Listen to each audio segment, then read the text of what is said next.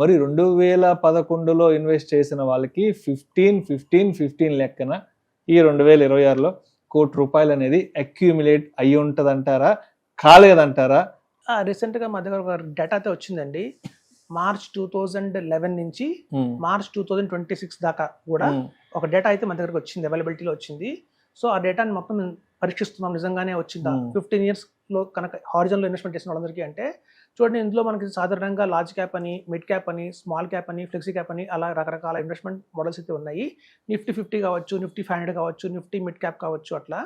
అయితే చూస్తున్న దాంట్లో మాకు తెలిసింది ఏంటంటే ఈ లార్జ్ క్యాప్ కేటగిరీ ఏదైతే ఉందో, నిఫ్టీ 50 కానివ్వండి ఏదైనా అవుతుందో, అది కేవలం 11% మాత్రమే వచ్చిందండి. 11.7%.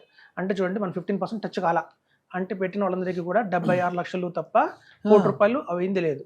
అంటే ఒక 30 lakhs డెఫిసిట్ లోనే ఉన్నారు. సో లార్జ్ క్యాప్ అంతగా ప్రామినెంట్ గా ఇవ్వలేదు. సరే, ఫ్లెక్సీ క్యాప్ తీసుకుందాము అని చూస్తే అది కూడా 12.76% దాకానే వచ్చింది తప్ప అది కూడా బీట్ చేయలేకపోయిందండి. ఈవెన్ బెస్ట్ ఫ్లెక్సీ క్యాప్ తీసుకున్నా కూడా వెళ్ళలేకపోయింది 15 years లో. అలాగే మనం తీసుకుంటే ఈ మిడ్ క్యాప్ ఏదైతే ఉందో అదొకటి కొంచెం ప్రామినెంట్ గా అయితే ఉందండి. మిడ్ క్యాప్ మనం చూస్తే దగ్గర 20 మిడ్ క్యాప్స్ అయితే ఉన్నాయి. అన్ని మిడ్ క్యాప్స్ లో కూడా ఆల్మోస్ట్ మనకి అనుకున్నట్టుగా 15% అబోవ్ రిటర్న్స్ ఇచ్చాయి. ఒక 4-5 మిడ్ క్యాప్స్ తప్ప మనకి ప్రామినెంట్గా అయితే 16.87% దాకా మనకి యావరేజ్గా వచ్చేసిందండి. మిడ్ క్యాప్స్ అయితే కొంచెం నిజంగా నిలబెట్టుకున్నాయి, వాగ్దానం నిలబెట్టుకున్నాయి. కేవలం మిడ్ క్యాప్లో ఒకటే. ఈవెన్ స్మాల్ క్యాప్స్ కూడా చూస్తే మొత్తం ఆల్ ఓవర్ యావరేజ్గా 14.99 దగ్గర అయిపోయినాయి. అంటే 15%కి దరిదాపుల్లోకి వచ్చి అయిపోయింది స్మాల్ క్యాప్.